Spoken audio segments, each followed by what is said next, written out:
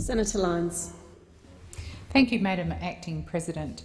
I rise tonight to speak about Chevron's Gorgon project on Barrow Island in Western Australia.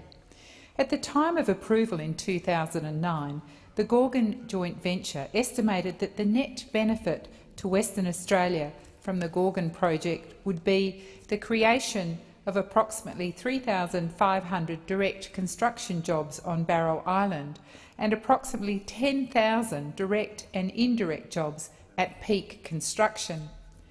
The creation of approximately 300 direct jobs on the island during the operational phase, an increase to the state gross product by 4%, a boost to Australia's gross domestic product by more than $60 billion, and creation of new industries centred on CO2 injection and subsea development.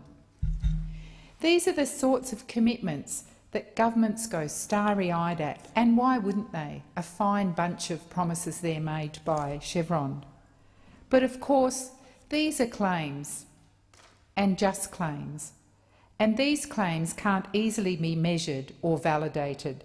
But nevertheless, it's claims such as these that make governments go misty-eyed.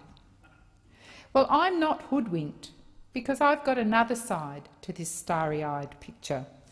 Let's look at the Gorgon project. It's currently more than $15 billion over budget. $15 billion over budget. It's 18 months delayed.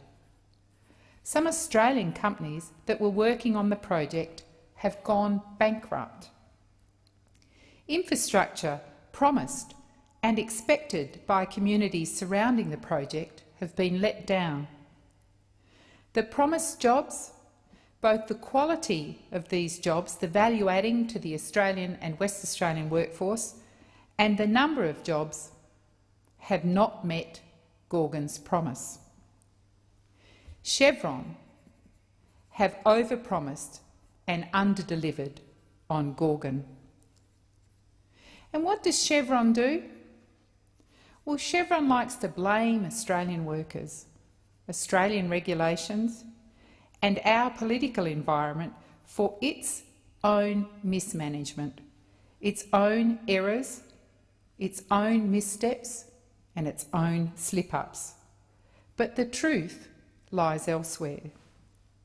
The International Transport Workers Federation, of which the MUA is a member, has done its own investigations into Chevron, and the Federation believes that Chevron has not provided adequate disclosure about the risks, the timing and indeed the real cost of the Gorgon project. The Gorgon project on Barrow Island is the most significant extractive project in Australia, the most significant. And of course, as the most significant project in Australia, it requires substantial and ongoing investment of capital and human resources. When work began with great fanfare in 2009, the project was to be completed in 2014 at the cost of $37 billion US. Now cost overruns are at 40%, more than $15 billion, and the project is now 18 months delayed, with the first gas not now expected until late 2015. For Chevron, Gorgon is the single largest part of its capital expenditure and exploratory budget, and yet in 2009 it decided, for its own political gains, to fudge those figures, to suggest a cost it could not possibly meet and a time frame which was absolutely unachievable. And how is Chevron addressing its own failures? Well, it's not. It's advocating that Australia somehow is at fault here, that Australia re-examines its regulations in the resource sector rather than Chevron itself look at its own managerial errors and slip-ups and make the appropriate corrections.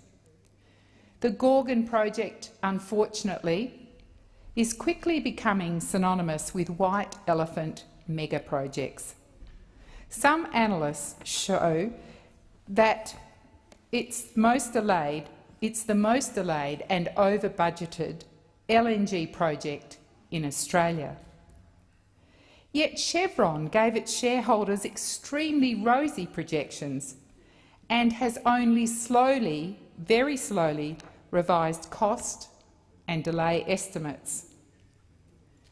Other Gorgon project owners who are not as closely associated with the project's management, or should I say mismanagement, Shell, the Japanese utilities, have different projections and timetables for completion. Despite extensive negotiations and commitments from Chevron, the company is now reporting that it's having trouble getting commitments from customers for as much as 1/3 of LNG that will be produced. So it hasn't even managed to on-sell what it will produce in late 2015. APPEA, one of Chevron's co-owners on Wheatstone, is pulling out of the project, seemingly less optimistic about the project's operations and prospects. So rather than critically examine how Chevron can operate successfully in Australia, which is what a wise progressive company would do, they have chosen instead to label Australia as over-regulated and a high-cost jurisdiction, and they have sought to extract more benefits from Australian institutions, reneged on commitments and failed to operate according to our norms.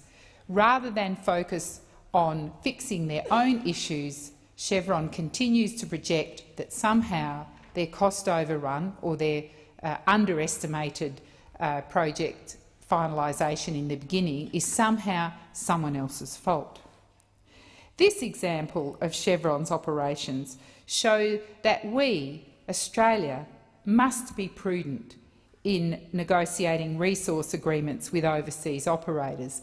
And yes, look at the rosy-coloured projections about jobs and about the bottom line in terms of what Treasury might expect to get out of these projects, but force companies to be realistic. That's what we need to do as regulators. And Chevron and other companies must respect our laws, our practices and our operating environment. After all, they are extracting resources for profit that belong, in the first instance, to Australians, and that wealth needs to be shared properly through proper management of projects with all Australians. So concerned am I for this project in Western Australia and wanting to get the best for the workforce and the Australian community out of Barrow Island. I've written to Chevron in the US expressing my concerns about what I believe are Chevron's overpromised and underdelivered commitments on the Gorgon project. And I would hope that the government, if it's asked by Chevron to look at regulations, that it really does do some very sharp analysis of exactly what's going on with Chevron, why it overpromised in the first place.